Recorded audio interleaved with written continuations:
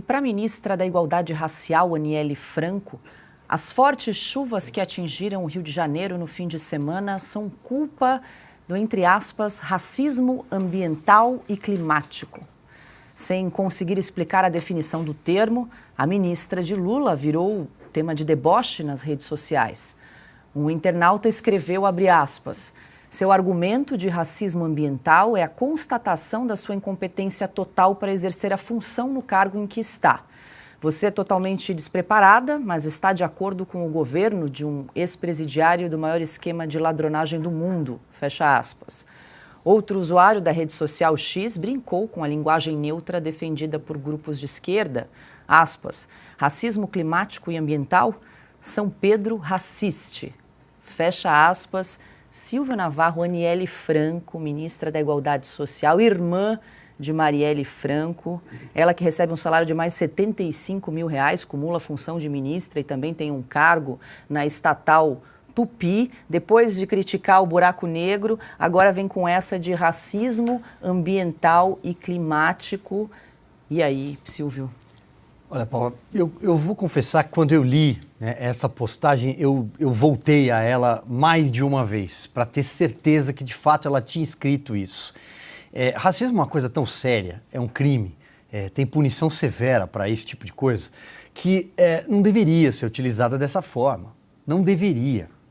Racismo climático, racismo ambiental, e ainda tem determinadas publicações, eu vou insistir aqui, pegar no pé mesmo, determinadas publicações da velha mídia que tentam explicar o que é esse termo. Está aqui na minha frente, é possível encontrar na internet. Procurem o que é racismo ambiental e climático. O título é exatamente esse, Entenda o que é racismo ambiental, termo apontado por Aniele Franco como uma das causas da tragédia no Rio. Gente, eu vou repetir.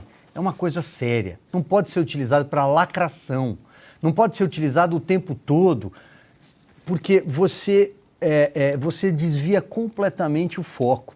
Essa ministra só está no cargo porque é irmã da Marielle Franco, só por isso. Ou para passar vergonha, como ela fez também em outras ocasiões, utilizando o dinheiro nosso, do pagador de impostos, e não devolveu, até hoje, nem as assessoras, não é mesmo? Foram a um jogo de futebol. Bom, Silvio, enquanto você falava, eu também fui dar um Google aqui, entenda o que é o tal do racismo climático, Piotr. Eu vou trazer só aqui uma pincelada que saiu numa das reportagens aqui da grande mídia que diz o seguinte, aspas, o racismo ambiental é uma forma de desigualdade socioambiental que afeta principalmente as comunidades marginalizadas como pessoas negras, indígenas e pobres. E aí traz aqui um estudo do Centro de Estratégico da Fiocruz, que diz o seguinte, essas comunidades sofrem os impactos negativos da degradação ambiental e da falta de acesso a recursos naturais e serviços ambientais, enquanto as populações mais privilegiadas usufruem de uma maior proteção ambiental e melhores condições de vida. Conseguiram fazer a polarização até na questão climática, hein, Piotr? É das coisas mais absurdas, mas eu vou mostrar uma razão. Lá no governo, no começo, acho que não sei se no primeiro mandato, acho que o primeiro ou segundo mandato do governo Lula, ele criou um negócio chamado Bolsa Construção.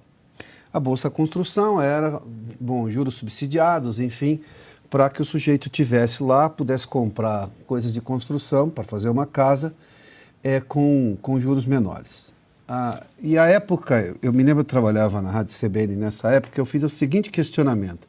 Junto com a Bolsa Construção, também será fiscalizado onde essa pessoa vai construir a casa? Ela terá assistência técnica para construir essa casa com segurança? Porque essas são as duas coisas que levam à tragédia. O lugar onde vai construir, porque se for uma área de manancial, toda vez que chover muito vai ser muito perigoso e vai acontecer, como aconteceu agora recentemente em Petrópolis, no ano passado. E se ela não tiver, obviamente, orientação técnica, ela vai construir sem condições dessa casa parar em pé. A chance de dar errado é gigantesca. À época, questionaram que eu era contra o direito dos pobres de terem uma casa. Eu falei, não, eu não quero que dê a eles um benefício pela metade. Se o Estado entende, e é verdade, que hoje nós temos um déficit habitacional e precisa ser resolvido, isso não pode ser feito pela metade. Não adianta você subsidiar, por exemplo, Bolsa Construção, se você não vai dar a essas pessoas, que obviamente não são engenheiros civis, orientação técnica para construírem, primeiramente, num lugar correto. Se o lugar é ruim, é simplesmente o que vai acontecer, é um problema como esse, uma tragédia. E segundo, mesmo que seja num lugar bom, se não tiver orientação, o teto cai. Nós estamos falando de engenharia, estamos falando de construção, que tem carga, pressão, tem chuva, tem uma série de intempéries. Isso é uma questão básica. Não se pensou nesse aspecto lá atrás. Então eu perguntaria, isso foi racismo ambiental e climático de quem concedeu uma bolsa sem orientação técnica para essas pessoas? Ou de quando está, o sujeito precisa morar, mas ele está do lado do manancial. Aí vem sempre aquele discurso. Eu não gosto de usar progressismo, porque progressismo, em tese, deveria ser uma coisa positiva. Mas, enfim, dessa esquerda, abre aspas, progressista, não, mas ele tem direito de morar. Mas está morando num lugar ruim, um lugar que o expõe a risco. A risco não, nesse momento, uma tragédia real. A outra coisa, vamos lá. Eu tenho uma tese, vou contar a vocês. Eu só acho que um lugar é bom para morar se o bombeiro puder chegar. Se eu ligar 193 e o bombeiro puder me socorrer. Essa é a minha lógica de ter um mínimo de razão. Ou a polícia, numa situação de segurança. Nesse momento, agora, teremos o carnaval. O que teremos durante os discursos das pessoas mais, assim, da mídia velha? Será insensado morar em qualquer morro do Rio de Janeiro. Quem já teve a experiência de subir um morro do Rio de Janeiro sabe que um carro sobe e não tem outro que desce. Ou sobe ou desce, é uma via só. Já vi isso em vários. Fui como repórter lá. Aí eu perguntei e falei, tá bom, e se acontecer um incêndio aqui, o bombeiro sobe? Não, o bombeiro não sobe. Por duas razões. Primeiro que não tem estrutura para subir o caminhão do bombeiro. A outra coisa é que os traficantes do morro não deixam. Essas pessoas estão morando numa área que é naturalmente perigosa, que não tem estrutura, não foi pensado para isso. Mas agora vai se dizer que não, porque a comunidade XYZ, que mora exatamente no lugar perigoso. Quem permite, quem incensa agora essa moradia porque tem aspectos culturais relacionados ao carnaval, também está cometendo racismo ambiental e climático? Eu estou fazendo perguntas óbvias, a gente vive dessa realidade.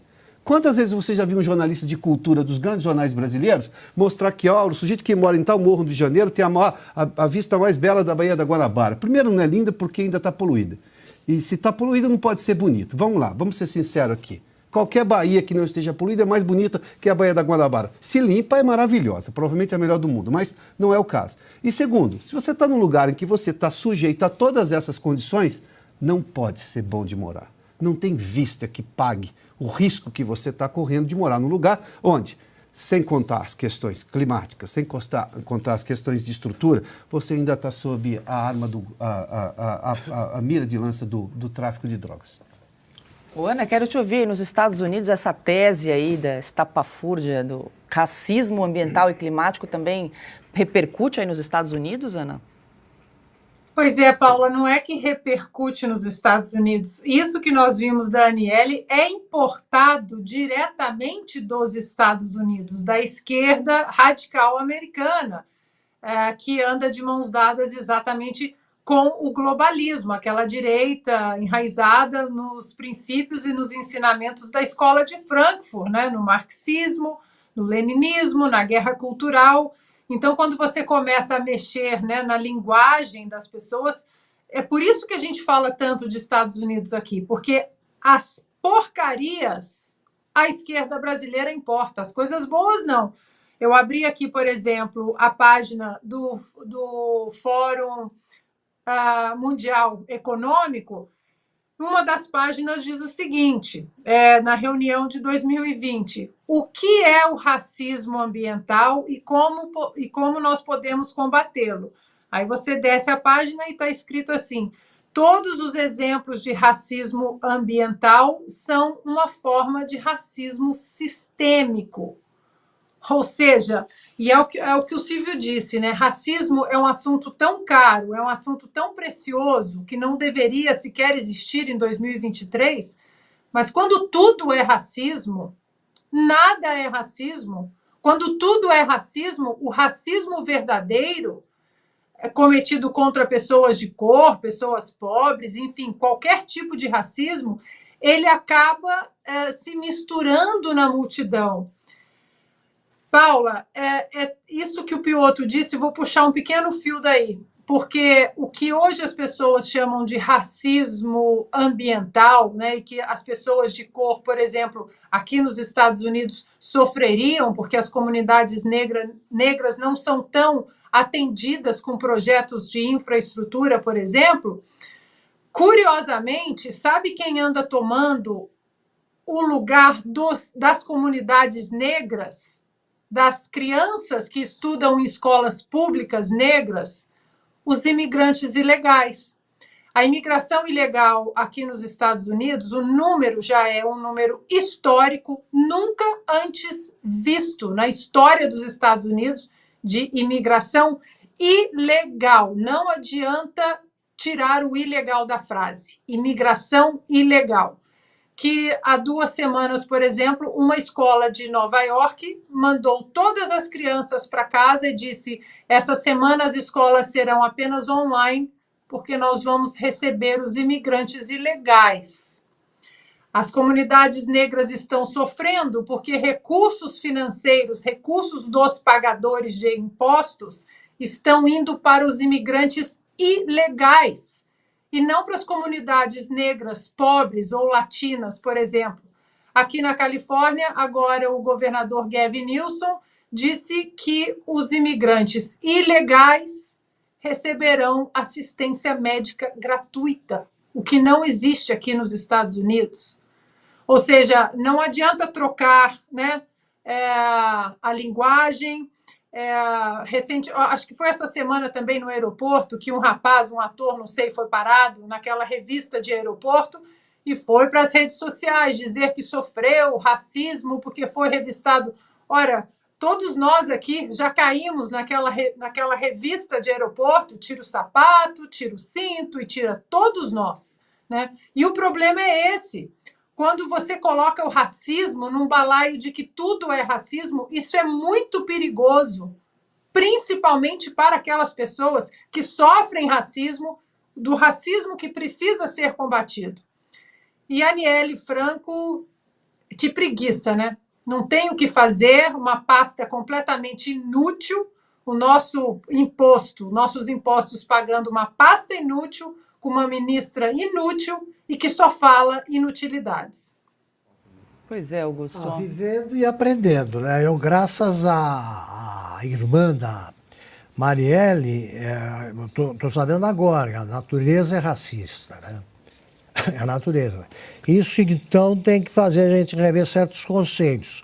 Os empresários do agronegócio, os fazendeiros do Pantanal, estão muito preocupados aí porque está chovendo menos. Isso aí pode provocar problemas aí na produção agrícola. Eles são negros, os fazendeiros do Pantanal. Também devem ser negros, a Ana que pode saber, os milionários da Califórnia, né, que têm as suas casas incendiadas aí, com frequência. A natureza vai, então escolhe. Só tem negros ali. E também são negros os que foram vítimas das tragédias de Mariana e Brumadinho, que a natureza foi para cima deles. É isso, a natureza é racista, por culpa do Bolsonaro, provavelmente, e só atinge negros. Quer dizer, você pode ser uma besta quadrada, mas se a tua irmã for vítima de um crime, você tem fortes chances de ser ministro.